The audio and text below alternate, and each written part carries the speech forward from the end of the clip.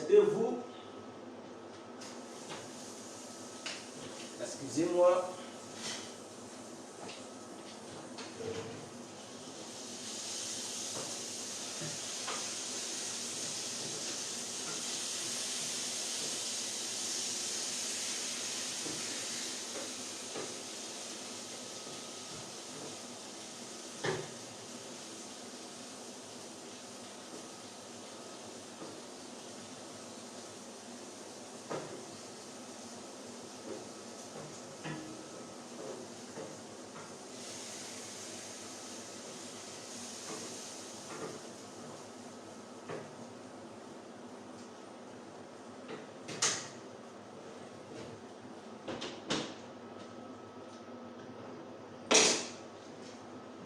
J'espère que tout le monde va bien. Alors, je vais attendez-moi s'il vous plaît. Ah, voilà, nous voilà. On est là. On salue tout le monde. Voilà, connectez-vous. Excusez-moi pour hier, on était en plein direct, mais mon direct était coupé puisque Facebook m'avait désactivé. Donc, cela a fait que, voilà, le direct avait été interrompu.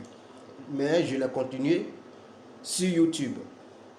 Alors, nous voilà à nouveau encore. On va commencer un nouveau direct.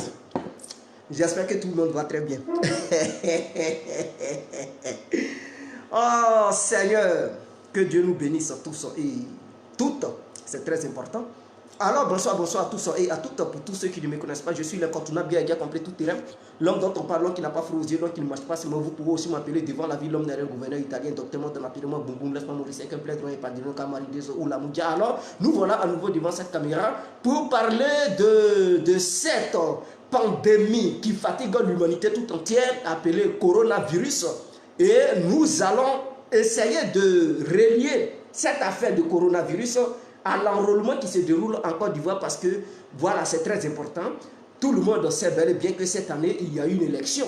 Mais avant les élections, il faudrait que les gens s'enrôlent pour qu'ils puissent avoir leur pièce nationale d'identité qui leur permettront d'avoir des cartes d'électeurs pour pouvoir aller aux élections.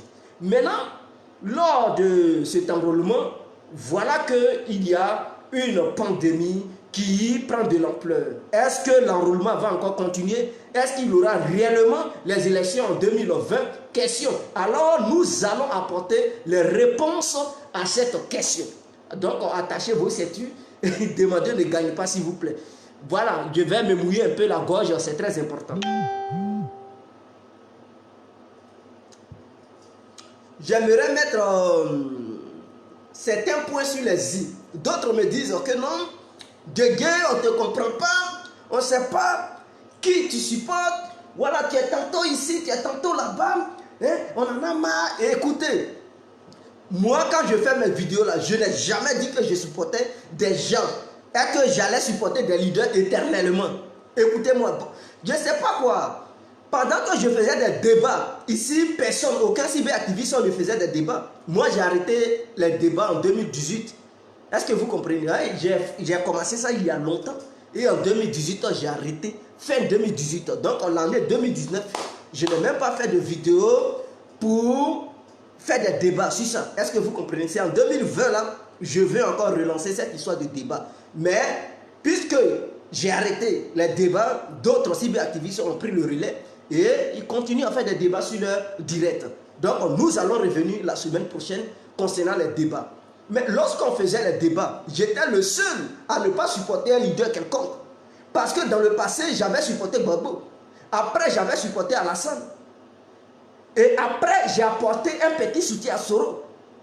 Et donc, je pense que chacun a reçu un petit soutien de sa part, de ma part. Donc, l'intelligence me conseille de reculer et de ne plus supporter qui que ce soit. Mais d'apporter mon grain de sel, c'est-à-dire si un leader politique ou bien un parti politique met des actions concrètes qui sont bien vis-à-vis du peuple ivoirien, il faudrait que Guégué complet soutienne cela et apporte vraiment apporte son soutien à ce parti politique. Si un parti politique dérape et fait des âneries vis-à-vis du peuple ivoirien, il faudrait que je dénonce. Donc, je ne suis pas un Ivoirien qui suit de façon moutonnière les hommes politiques ou les politiques. Non. Quand tu fais du bien, je te supporte. Quand tu ne fais pas du bien, je te critique. Donc, vous comprenez maintenant ma position. Donc, si j'apprécie un candidat aujourd'hui, ce n'est pas parce que je le soutiens. D'ailleurs, cette chaîne, cette page Info Afrique, bientôt, je vais tous ceux qui aimeraient être des administrateurs sur cette page Info Afrique, contactez-moi, je vais vous ajouter, vous allez faire des vidéos. Que tu sois pro RDR, que tu sois pro FPI, que tu sois pro Soro, que tu sois pro PDCI, ou que tu sois pro Blé Goudé, ou que tu sois un apolitique ou bien un pro-religieux, peu importe. Si tu veux faire tes vidéos chrétiennes, tes vidéos musulmanes, tes vidéos, peu importe, de culture, cette page sera à la disposition de tout le monde. C'est-à-dire la page n'est pas une page pour un parti politique. Il faudrait que les gens comprennent cela. Donc cette page, c'est une page qui a été faite pour pouvoir permettre à tout le monde de s'exprimer. Donc tu peux venir sur la page, faire tes vidéos, les vidéos de ton camp. L'autre aussi, il peut faire les vidéos de son camp. Donc, ce n'est pas une page affiliée à un seul parti politique, mais c'est une page globale pour tout le monde. Une plateforme sur laquelle tout le monde peut s'exprimer sans faux fuyant. Voilà pourquoi cette page a été créée. Mais je n'ai pas encore ajouté des gens. Mais donc, je lance un appel. Tous ceux qui aimeraient être des administrateurs sur Info Afrique, contactez-moi. Je vais vous ajouter. Vous allez faire vos vidéos calmement, paisiblement, sans souci.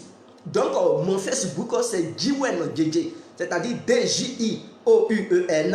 Et Djedje à part, Djedje s'écrit D-J-E-D-J-E. Donc, voilà, vous me contactez en inbox et je vous ajoute. Concernant mon WhatsApp, pour ceux qui n'ont pas de Facebook, qui aimeraient me contacter sur WhatsApp, écoutez, mon WhatsApp est tellement clair. 0032 46 52 54 128. Je répète, 0032 46 52 54 128. Vous me contactez sur WhatsApp et je vous ajoute sur la page Info Afrique, ainsi que la chaîne YouTube Info Afrique YouTube. Donc, ça veut dire la chaîne Info Afrique et la page Info Afrique vont marcher toutes les deux. Est-ce que vous comprenez? Donc voilà, c'est une mise au point. Donc à partir d'aujourd'hui, ne me dites plus que Guégué, tu appartiens à qui? Je n'appartiens à aucun parti politique. Je suis là, je dénonce tout le monde et j'apprécie tout le monde. Voilà qui est Guégué complet. Donc ne cherchez pas à savoir qui je soutiens ou qui je déteste. Non. Même si se remet des bonnes actions demain, je vais dire, il fait du bien. S'il fait n'importe quoi, je vais le dénoncer. S'il Blé Goudé mène des actions qui sont bien, je vais dire c'est bien. S'il fait n'importe quoi, je vais le dénoncer. Si Alassane fait des actions qui sont bien, je vais l'acclamer. S'il fait n'importe quoi, je vais le dénoncer. Si Babo mène des actions qui sont bien, je vais l'acclamer. Il fait n'importe quoi, je vais le dénoncer. Si Bédier fait des actions qui sont bien, je vais l'acclamer. S'il fait n'importe quoi, je vais le dénoncer. Donc voici la position de guerre complet. Alors, revenons à nos moutons.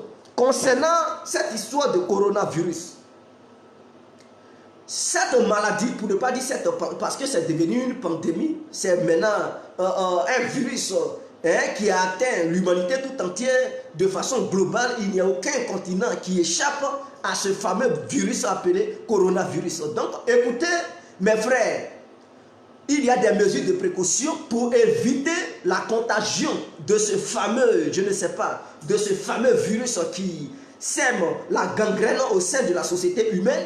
Écoutez, ils vous ont dit, lorsque vous sortez, évitez de serrer les mains à vos amis, même si c'est ton ami. Si c'est ton ami, il ne faut pas lui serrer la main. Ami, tant qu'il n'est pas mort, le jour ça va finir là. Tu vas lui serrer la main. Mais on dit il y a une pandémie. Toi, pour montrer ton amour, tu sors, tu salues les gens. Tu cherches quoi là? Si ce n'est pas le malheur, ou bien si ce n'est pas la mort de ta famille, tu veux. Parce que si tu attrapes la maladie dehors et que tu viens à la maison, mais tu vas contaminer toute ta famille. Donc, quand tu sors au nom de ta famille, prends aussi des précautions. Évite de tendre la main à n'importe qui. Même si la personne est protégée, à porter des gants, évite de serrer la main à que ce soit un ministre, un haut cadre, il ne faut pas lui serrer les mains. Parce que coronavirus, on ne connaît pas président, ça ne connaît pas homme d'affaires, ça ne connaît pas un riche, un pauvre. Ça frappe là où ça peut frapper. Si le prince de Monaco a attrapé le coronavirus, ce n'est pas un président de la République qui ne va pas attraper ça. Donc, il ne faut pas voir un haut cadre ou bien un homme d'affaires, tu vas trembler et lui serrer les mains. Non, tu fais ça, c'est que toi-même, tu cherches ta mort et tu veux l'anéantissement de ta propre famille. C'est bel et bien clair, je pense que c'est clair. Alors, on dit cette maladie se contamine par voie orale, c'est-à-dire ou voie nasale, c'est-à-dire à travers le nez. Si quelqu'un a éternué, dessus, tu es là et puis il éternue, et puis toi aussi tu respires. Ce qui fait sortir de ses narines, tu respires ça, mon frère, tiens, voilà maladie. S'il était contaminé et qu'il portait le virus, toi aussi, tu seras contaminé par ce même virus. Donc, si tu vois quelqu'un éternuer là, coupe ta respiration immédiatement. Il ne faut plus respirer, coupe ta respiration. Si tu as porté un billet, prends un billet là, ferme ton visage et puis éloigne-toi. Éloigne-toi très vite pour quitter là où il a éternué. Est-ce que vous comprenez? Que ce soit dans un train, il est éternue, ferme ton visage et quitte le wagon dans lequel tu es pour avancer dans un autre wagon, pour ne pas dire une autre voiture. Est-ce que vous comprenez? Au cas où vous qui êtes mariés ou copain-copine, écoutez, évitez l'amour dans ces temps-ci. L'amour, là, ça ne fuit pas. Le sexe, vous allez faire le sexe à gogo. Oh, le jour, cette maladie va prendre fait. Mais il y a des gens, on dit il y a la maladie. À cause d'amour, ils sont pressés, ils s'embrassent. Mais tu cherches quoi? Qui t'a dit que c'est parce que c'est ta copine, elle ne peut pas porter le virus? Toi, femme, qui t'a dit que c'est parce que ton copain, il ne peut pas porter le virus? Tu t'en vas, tu l'embrasses, on dit il y a virus, et c'est toi qui ouvres tes lèvres, ta langue, tu mets ça dans la bouche de femme, ou bien femme, tu mets ça dans la bouche des garçons. Quel amour tu cherches là? Évitez l'amour pour le moment. Ce n'est pas le moment de faire l'amour. Même si c'est ton mari, si c'est ton truc, ta conjointe, quand la personne approche, tu dis, il y a coronavirus, yaya. Voilà. Évitons l'amour et tout. Et vous patientez. Patientez un mois seulement, ça ne va pas vous tuer. Un mois de patience, ça ne va pas vous tuer. Est-ce que vous comprenez? Maintenant, si vous êtes trop fâché, vous voulez, vous m'appelons. Quand on dit le m'appelons, vous voulez vous laisser sur le lit, mais évitez de vous embrasser. Évitez de fermer vos visages. Il ne faut pas vous aller, l'autre va respirer dans la narine de l'autre ou bien dans la bouche de l'autre pour éviter la maladie. Donc, si vous êtes fâché réellement et que vous voulez faire coûte que coûte le sexe, fermez-vous fermez vos yeux, fermez vos narines, fermez vos bouches. Et à nous aller, faites ce que vous pouvez faire. C'est important. Mais moi, mon conseil, je vous demande d'éviter le sexe. En ces moments-là, ce n'est pas bien. Dans ce temps-ci, ce n'est pas bien. Évitez le sexe. Évitez le sexe. Pour votre propre bien-être et le bien-être de vos propres enfants. Parce que, imaginons, madame est contaminée. Oh, les enfants, ils ne peuvent pas quitter leur maman. Les enfants, ils seront obligés d'être près de maman. Maman aussi, elle va contaminer l'enfant. Et dans ça, la mort va quitter. Mais qui a voulu ça? Papa aussi va être contaminé. Les enfants vont rôder autour de papa. Et dans ça, papa va contaminer les enfants. Voilà la mort. Surtout en Afrique, nous n'avons pas des moyens médicaux. Ici en Europe, ceux-mêmes qui ont la technologie la plus avancée. Mais les Chinois même, ils ont fini la technologie, les Européens, mais ils n'ont pas de remède encore. C'est mousseux. C'est maintenant, ils cherchent, je ne sais pas, ils cherchent le remède pour pouvoir contrecarrer ce fameux virus. C'est maintenant, ils cherchent le remède pour pouvoir contrecarrer ce fameux virus. Vous comprenez? Donc en Afrique, moi j'ai peur pour l'Afrique. Parce que imaginons une Afrique où la médecine n'est même pas... Excusez-moi.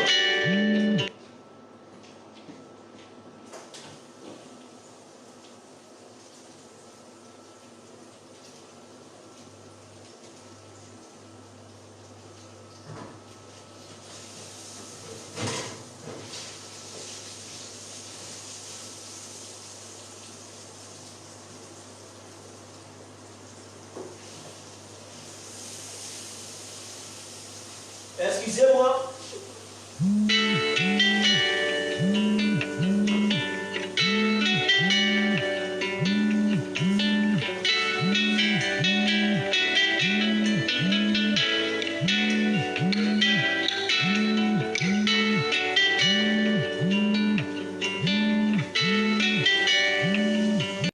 Excusez-moi, je vais tourner mon poulet comme je suis là. J'ai mis un poulet au four, je viens. Excusez-moi. Excusez-moi, accordez-moi juste...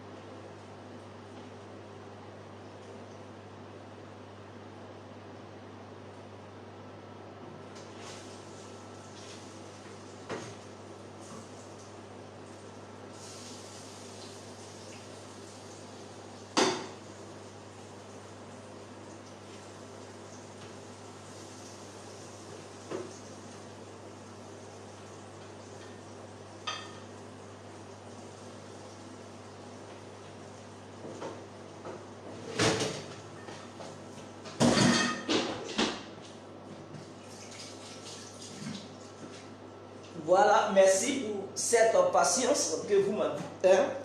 Voilà, excusez-moi, je m'excuse beaucoup. Et Nathalie Jupiter, comment ça va? Chouchou, gros bisous. Je t'embrasse fort, ma princesse.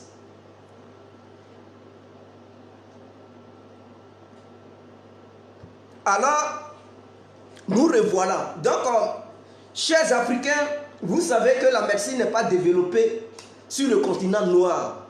Donc, la France où la médecine est développée, ils n'arrivent même pas à trouver un remède. En Italie, partout en Allemagne, c'est mou. Même aux États-Unis, il n'y a même pas de remède. Ce fameux virus ne fait que commettre des crimes contre l'humanité.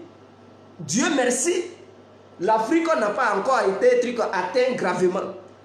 Donc, nous remercions le bon Dieu, ça c'est le plan de Dieu. Peut-être il sait que les Africains, s'ils arrivent là-bas, vraiment, on est foutu.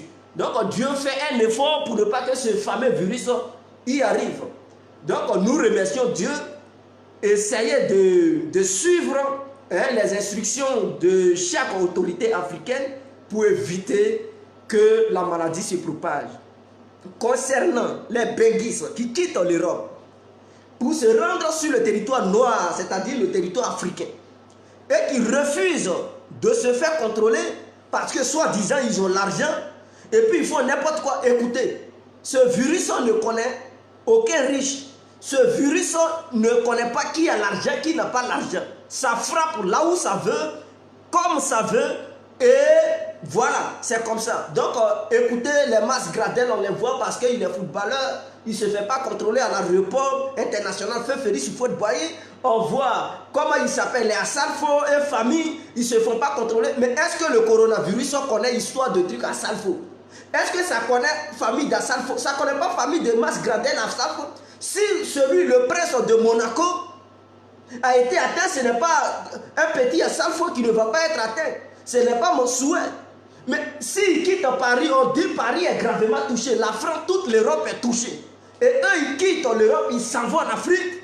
Ils refusent de se faire contrôler. Ou bien le gouvernement ivoirien favorise des gens. Mais vous voulez prendre des mesures, prenez des mesures. Même si c'est Alassane Ouattara qui vient de Paris, arrivé à l'aéroport international, il doit être contrôlé pour voir s'il n'a pas été atteint du virus. Mais c'est comme ça. Lorsqu'on dit un pays prend des décisions pour protéger son peuple, ce pays doit aller jusqu'au bout, ne doit pas favoriser qui que ce soit. Que ce soit le président doit être contrôlé, ministre, footballeur, chanteur, tout le monde doit être contrôlé. Parce que si ces gens ils rentrent avec le virus, eux ils ont l'argent pour se faire soigner. Mais les pauvres qui seront contaminés, ils n'auront pas d'argent pour se faire soigner. Vous savez, en Côte d'Ivoire, quand tu es malade, quand tu n'as rien, mais ils te laissent mourir. Or, ces gens, ces pauvres Ivoiriens qui sont là-bas, ils n'ont pas une couverture comme maladie. Donc, imaginons qu'ils tombent malades. Est-ce que le gouvernement ivoirien peut décasser des milliards pour prendre en charge tous les malades que ce virus va infecter? Mais non, le gouvernement ivoirien ne va pas faire ça. Au contraire, le gouvernement ivoirien va prendre en charge ceux qui ont déjà l'argent. Et nous le savons, en Afrique, c'est comme ça. Donc, pour éviter cela, que tu sois riche ou pauvre, quand tu arrives à l'aéroport ou que quand on te voit, c'est bizarre, on doit te contrôler pour voir si le coronavirus n'est pas en toi. C'est la meilleure des solutions pour éviter la contagion au sein de notre belle nation, la Côte d'Ivoire. C'est important. Alors, concernant l'enrôlement, parce qu'on ne va pas trop durer, concernant l'enrôlement, aujourd'hui, il y a des décisions qui ont été prises en Côte d'Ivoire. C'est-à-dire, dorénavant, c'est interdit que 50 personnes se regroupent dans un endroit précis et concis. Bon, or, les centres d'enrôlement que le gouvernement ivoirien a déployés sur toute l'étendue du territoire ivoirien, ces centres ne sont pas nombreux. Au moins, ça peut atteindre au moins 158 ou 148 centres d'enrôlement pour au moins 11 millions de citoyens à enrôler. Donc 148 ou bien 158 centres d'enrôlement sont déjà peu, 11 millions de population à enrôler, mais par jour. Est-ce que chaque centre peut enrôler combien d'individus? C'est ça le vrai problème. Est-ce que chaque centre d'enrôlement peut enrôler au moins 100 personnes par jour? Je ne pense pas. Est-ce que chaque centre d'enrôlement peut enrôler 200 personnes par jour? Je ne pense pas.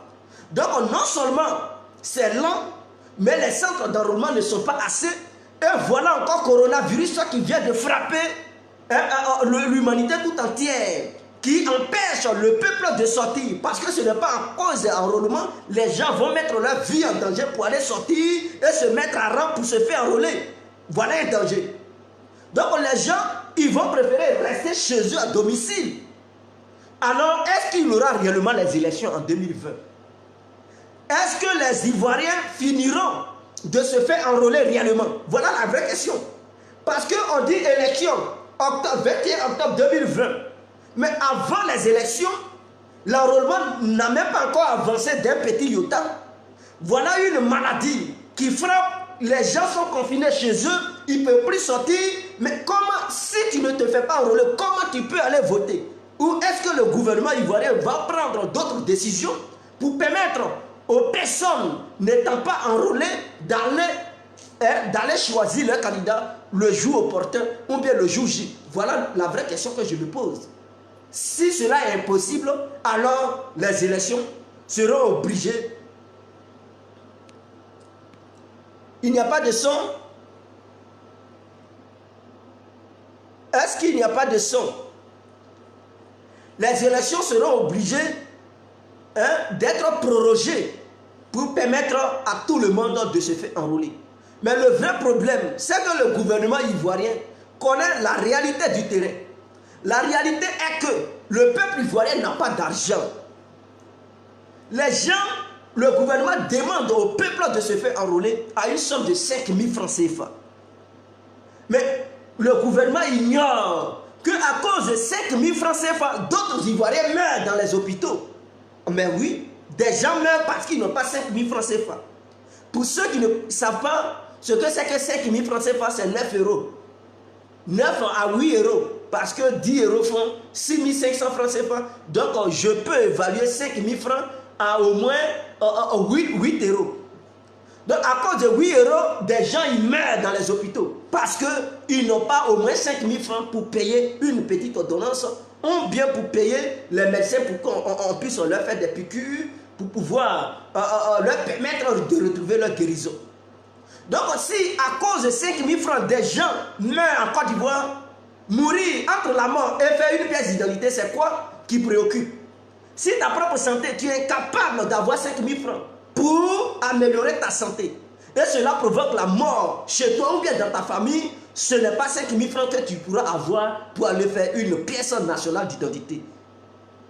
Est-ce que vous comprenez? Donc, le gouvernement ivoirien devrait tenir compte de ça. D'autres comparent la situation ivoirienne à d'autres situations. Non, est-ce qu'en Europe, on ne paye pas? En Europe, on paye parce qu'il y a le social. Chaque citoyen européen, il a travaillé, il n'a pas travaillé, il a son salaire chaque fin du mois. Est-ce que vous comprenez? Tu as travaillé, tu n'as pas travaillé, tu es payé chaque fin du mois. C'est ça aussi la réalité. En Afrique, en Côte d'Ivoire, il ne faut pas travailler si tu es payé, si tu seras payé. Mais tu vas mourir de faim. Il faudrait que les gens le sachent. Mais là, dans certains autres pays africains, les gens comparent la situation ivoirienne à d'autres pays africains. La Côte d'Ivoire a son nom et les autres pays ont leur nom. Les autres pays n'ont pas connu ce que nous avons subi en Côte d'Ivoire en ce qui concerne la guerre. Nous avons subi la guerre et cette population est en train de se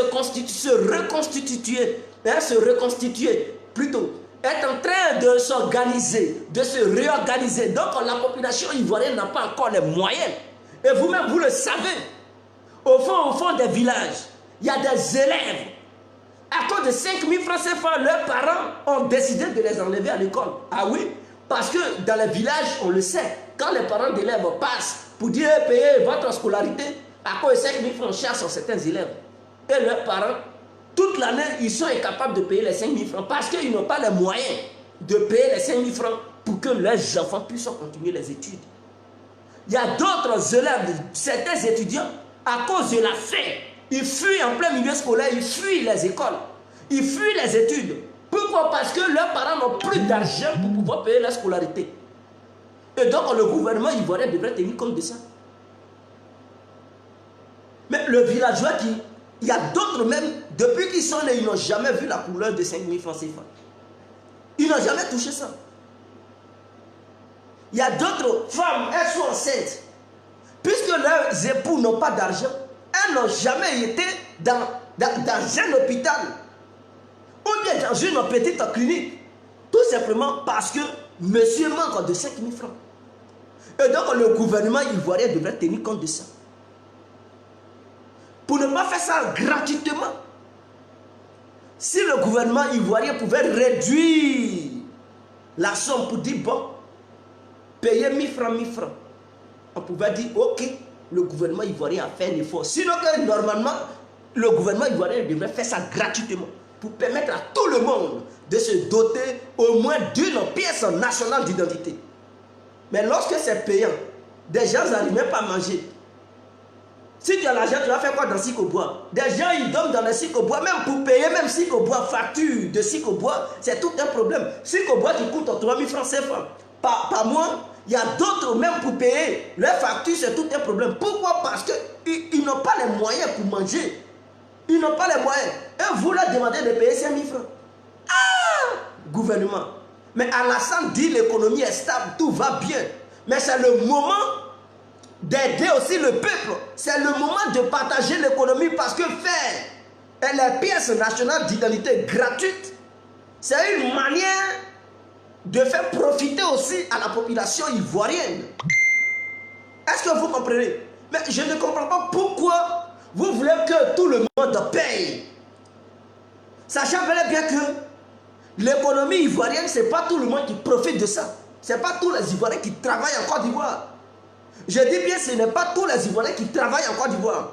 L'argent de cacao, de pétrole, ou bien, je le sais, quoi là, tous les Ivoiriens ne bouffent pas cet argent. Il y a d'autres qui n'ont jamais obtenu l'aide de l'État. Donc, dans ces moments pareils, l'État devrait dire, bon, c'est le seul moment de faire du social envers le peuple. C'est une manière aussi de faire le social envers le peuple ivoirien. Si l'État ivoirien dit, bon, les pièces sont gratuites, mais c'est du social. Au lieu de payer chaque citoyen, de la manière les Européens, ils le font ici en Europe. Là. Tu as travaillé, tu as l'argent, tu n'as pas travaillé, tu as l'argent. Chaque mois, eux, ils n'attendent pas. Donc, c'est tout à fait normal, lorsqu'il y a un enrôlement, les gens doivent payer. Parce qu'ils savent que ceux-mêmes qui ne travaillent pas, ils ont l'argent parce qu'ils reçoivent de l'argent chaque fin du mois. Donc, au moins, ils peuvent avoir au moins si c'est 200 euros, 300 euros, ils peuvent avoir ça pour aller faire leur pièce nationale d'identité. Mais en Côte d'Ivoire, parmi les 27 millions d'Ivoiriens, combien de millions qui travaillent en Côte d'Ivoire? Combien de millions, combien d'Ivoiriens qui travaillent en Côte d'Ivoire? C'est rare, même ceux qui travaillent, ils ne peuvent même pas atteindre au moins 10 millions. Excusez-moi.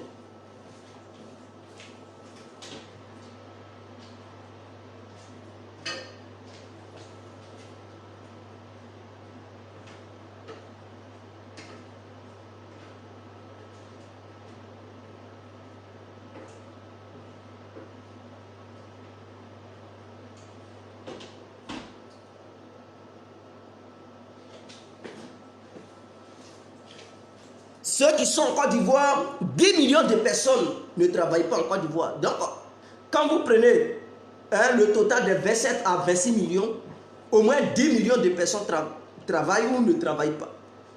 Bon, je peux estimer que ceux qui travaillent au moins, ils peuvent valoir au moins 10 millions. Maintenant, le reste, là, les 17 millions, là, les 17 millions ou les 16 millions ne travaillent pas en Côte d'Ivoire. Vous comprenez pourquoi le chômage est galopant? Maintenant, les statistiques qui disent que non, on a diminué le nombre de pourcentage des gens qui ne travaillent pas. Bon, avant c'était 30%, 40% ou 60%. Maintenant, ça a diminué. Écoutez, l'État ne passe pas partout pour savoir qui travaille, qui ne travaille pas. L'État est au courant de ceux qui demandent seulement du boulot. Maintenant, ceux qui ne demandent pas du boulot, qui ne travaillent pas là, eux, ils ne sont pas dans le recensement de l'État pour dire, lui là, il était au chômage, mais maintenant, il travaille. Non, c'est ceux qui savent demander travail et qui ont leur nom quelque part, c'est ceux-là qu'ils prennent pour faire leur évaluation pour dire non, le chômage a chuté. Sinon, en réalité, il y a des gens qui sont là-bas qui n'ont jamais travaillé, qui n'ont jamais été à l'école et qui n'ont jamais demandé du boulot. Et donc, le chômage, pour moi, le chômage, quand on dit non, ça a été réduit de tel nombre de pourcentages, c'est du pipeau. Parce que ceux qui ne demandent pas de l'emploi, ils sont plus nombreux que ceux qui demandent l'emploi. Est-ce que vous comprenez? Donc, il y a assez de chômeurs en Côte d'Ivoire, il y a assez de pauvres en Côte d'Ivoire. Le gouvernement ivoirien devrait revoir sa politique. C'est le seul moment de faire du social vis-à-vis du peuple. C'est le seul moment. Puisque le citoyen ivoirien n'a pas d'argent chaque fin du mois, il n'est pas payé par l'État. Il travaille. Ceux qui ne travaillent pas, ils ne sont pas payés. Donc, c'est le seul moment de départager un peu les ressources ivoiriennes. C'est le seul moment, en leur favorisant gratuitement de faire leur pièce nationale d'identité. Là encore, là, ça ne tue pas. Ça peut être un exemple. Vous voulez que la Côte d'Ivoire soit un exemple pour les autres pays. Mais l'exemple, c'est ça. Prenez ça pour faire gratuitement. Les autres pays vont dire, ah, en Afrique, il y a un seul pays qui permet à leurs citoyens d'aller se faire enrôler, faire leur pièce nationale d'identité gratuitement, sans payer un franc. Mais non, si on applique la même procédure que les Européens ou certains autres pays, mais c'est qu'on n'a pas changé. C'est quoi qui a changé? Il n'y a pas une nouvelle politique encore. À la base, c'est l'ancienne politique. Ce sont les mêmes procédures. Donc, je ne vois pas où est le changement. Maintenant, nous avons remarqué quelque chose. Il paraît que, je dis bien, il paraît que le gouvernement ivoirien, c'est-à-dire le parti RADP, favorise les militants du RADP en leur donnant les 5 000 francs CFA pour aller se faire enrôler.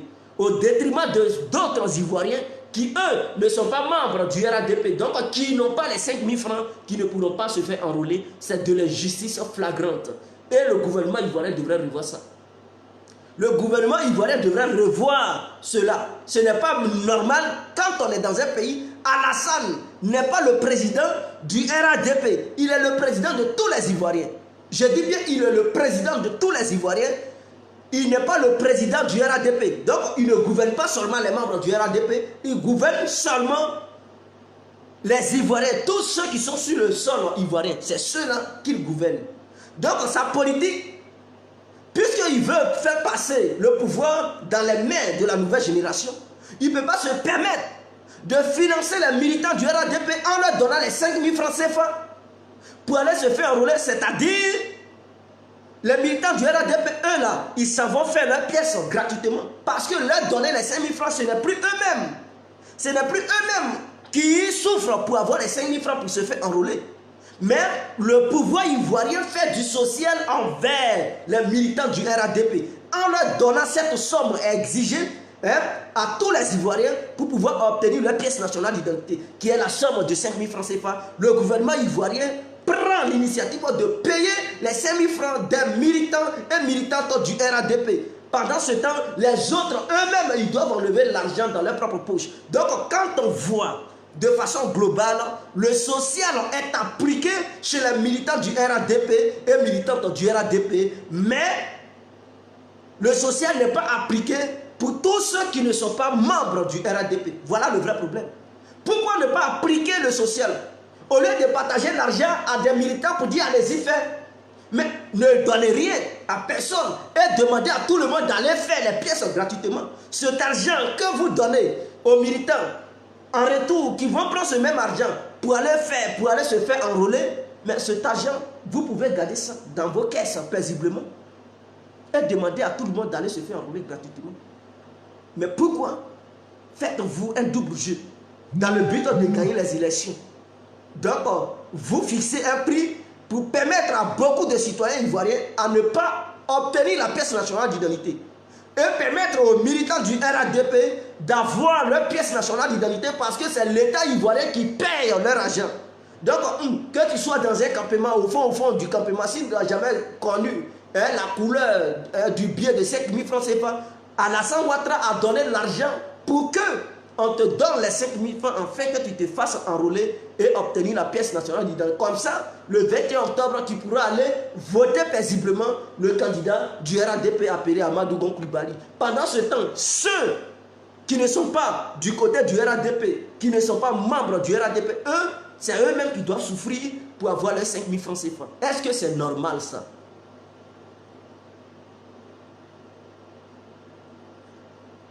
Comment on fait pour savoir que c'est un militant du RADP? Mais vous savez, dans chaque village, il y a des représentants de chaque parti politique. Dans chaque village. Et donc, dans chaque village, les gens se connaissent. Est-ce que vous comprenez? Les gens se connaissent dans chaque village. Ils savent qui milite pour qui ne milite pas pour qui.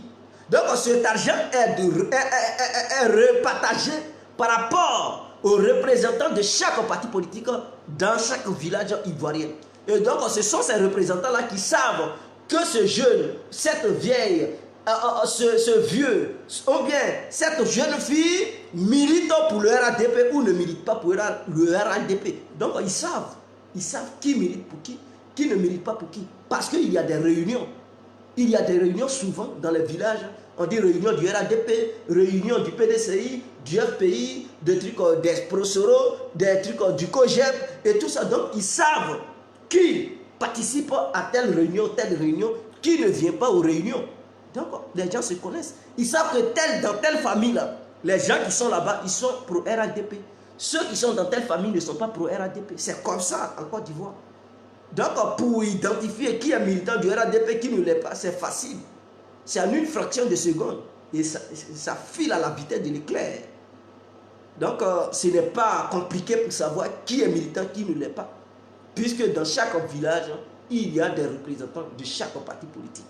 Et ces gens-là, ils connaissent les villageois. Ils savent, ils connaissent chaque famille du village. Voilà. Donc, voilà comment ça se passe. Et ça, c'est de l'injustice. Ça doit être gratuit. Que le gouvernement ivoirien revoie sa stratégie. Ce n'est pas normal. Ce n'est pas normal ce que le gouvernement ivoirien est en train d'appliquer. Soit vous financez tout le monde, ou soit vous ne financez personne. Et les gens vont aux élections comme ça. C'est la seule façon, c'est la seule manière de permettre à tout le monde d'avoir sa pièce nationale d'identité. Sur ce, on se laisse. C'était l'incontournable guerre complet. Vive la Côte d'Ivoire, vive les Ivoiriens. On est ensemble. Ciao.